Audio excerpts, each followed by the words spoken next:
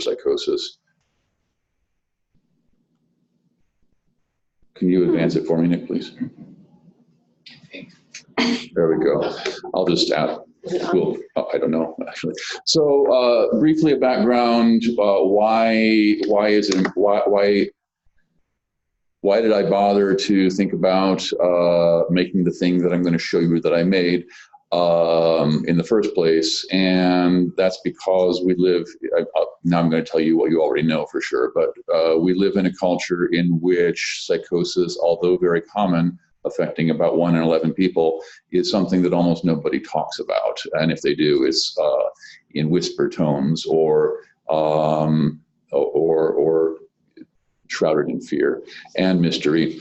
And, you know, I go around and I see all sorts of information. So I know if I ever wind up with certain kinds of cancer, certain kinds of urological problems, certain kinds of chest pain, I already know from television advertisements to ask for the purple pill, to call 911, to consider a statin, and all these things, but nobody gets any forewarning about the possibility that they might want to or need to have a medication to treat psychosis. So when you combine, I don't really think about this, and now here I am needing this in a high pressure situation where there's a lot of pressure to sort of be reactive. It's not really a great time to think about it. And at least from my talking with people who have been in that situation, a lot of clinicians have, I guess we could say, could probably use some better tools to present this medication information in ways that aren't going to be spooky or reinforce cultural biases and stereotypes around it. So, yeah, I sort of segued into the goals. I would like, I'm going to show you a series of images that are part of an infographic that I've made that is 98% complete, approximately. I'm going to ask if you have ideas about changing language or whatever. I can make some modifications. And I made it for all of you, you know, for you to help make your work easier, as well as for the patients and the families that you serve to get a clear understanding about what's going on with them, both in terms of symptoms and in terms of the rationale for treatment. I hear a lot from affected people that they don't really get a clear understanding of exactly how their symptoms come, and simply providing an explanation that involves some neurocircuits or some neurotransmitters that can, well, you can explain something which is previously unexplainable, and therefore you take down a lot of fear and apprehension. So I hope to take that a few steps farther to demystifying and destigmatizing symptoms. And I think once that happens, people can see fairly easily the rationale for recommending certain kinds of medicines, and to try to set a frame for having a more useful and productive discussion around that. So these are images from the infographic. This is, I can send it out to you as a 4-page PDF. We are going to print this in a way that you can fold, so it'll be like a 4-page brochure with 8x11 dimensions. So this would be the cover of the document, simply Medicines for Psychosis, how they work, how they help. Beginning with the first page or the first panel, what is psychosis? So psychosis happens when the conscious mind tries to make sense of brain misperceptions. At the root of psychosis is misperceptions, and these misperceptions arise when the brain is struggling to manage information efficiently.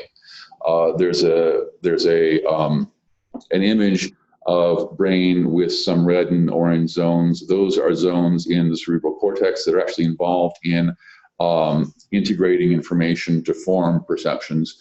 And they're red or orange in this image because these are regions where connections between nerve cells tend to have some inefficiencies according to connectivity studies done in MRI machines. You don't have to get that granular. It's just a point. These are some areas of the brain that are involved in perception formation that we know are also affected in terms of connectivity in psychosis. Psychosis, I want to also help people understand that they are far, far, far from alone. Psychosis is a common neurological symptom. I chose the word neurological symptom for two reasons. One, because it's just true, and two, because there's neurology has, if you will, a more favorable brand image.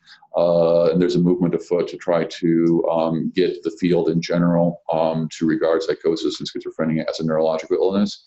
I think there are pros and cons to that movement, but I think there's a lot of pros for it. And I showed you pictures of brains, so I think it is fair to call it a neurological symptom. Common, it affects 1 of 11 people. I didn't put references into this infographic, perhaps I should, but if you want the citation for that, I'll be happy to provide it. And then dopamine hyperactivity is the most common cause of psychosis. I sometimes call schizophrenia, or actually I view schizophrenia as multiple diseases. And I think it's probably more rational to think of it as a group of illnesses with similar symptoms, but underneath that similarity are dopamine psychosis, glutamate psychosis, and inflammatory psychosis, and psychoses due to things like tumors or medical diseases, so-called as medical psychosis. So dopamine psychosis is the most common, or dopamine hyperactivity is the most common cause. I chose the word hyperactivity because people tend to understand what that is, at least in terms of behavior and attention. So dopamine and psychosis, the brain uses dopamine to perceive significance. The dopamine production goes into overdrive during psychosis, and things like trauma, stress, or certain drugs can amplify the dopamine signal. So these are the series of panels. Now we're on to page 3 of the handout. How does dopamine lead to psychosis? This is an office scene with a lot of things that a brain could pay attention to. No matter where we are or what we're doing, our brains have to deal with a lot of information. And an important task is to sort out what I need to pay attention to versus what I can sort of put on the back burner. Dopamine is the thing that helps you know what that is. So dopamine lets the brain know which things it needs to pay the most attention to, but too much dopamine creates misperceived significance. So psychosis happens when the mind tries to make sense of confusing significant signals. So in top panel, the efficient processing would be focus on the lady who's inviting you into the office.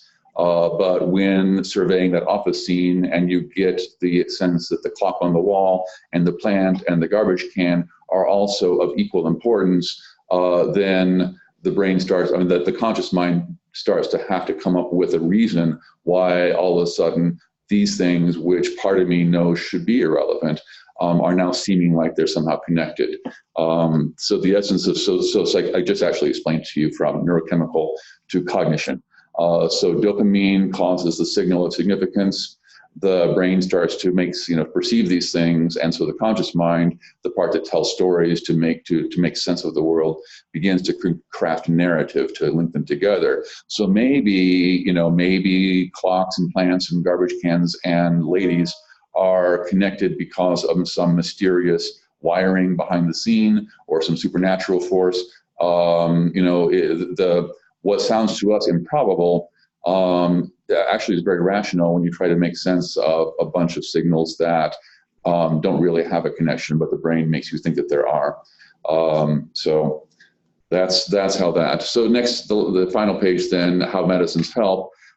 These are depictions of nerve signaling between two nerve cells. On the left, you have a depiction of how dopamine should be working. In the middle panel, we have a depiction of dopamine hyperactivity leading to too strong of a dopamine signal. And medications, the black things are, the medications are covering up some dopamine receptors, but medications in doing that help to rebalance the dopamine signal. And then the last panel is side effects and how to avoid them. I did struggle a bit with how much to add and exactly what to say. And also had a space constraint. So I opted for this panel. Most medication side effects can be avoided or minimized by choosing the right medication and using it at the lowest effective dose. Be sure to talk with your doctor about any side effect concerns, and your doctor wants you to thrive, not to deal with side effects. I think this is an important message that I wish everybody that I treat know. Nobody gets into medicine because they want to make people feel bad.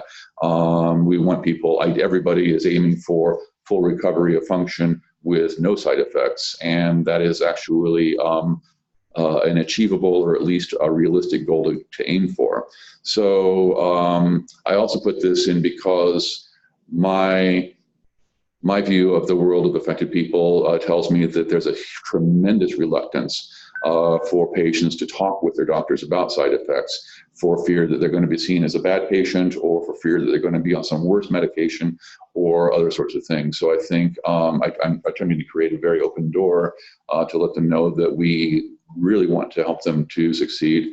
And please, if anything is bothering you, let us know. And your doctor can find medications best suited for your needs and goals. So you can email me directly at this email address, and I will send you the 4-page PDF of that. If following discussion or in your practice you start to see certain questions come up or certain points of confusion, please let me know and I can refine that, and I'll send you updated things. Also, as they say, bonus free, call now, the first 20 callers. You know, I will include in this completed infographics about cannabis, psychosis, and schizophrenia, as well as cannabis and anxiety relationships. So that's the end of my comments for today.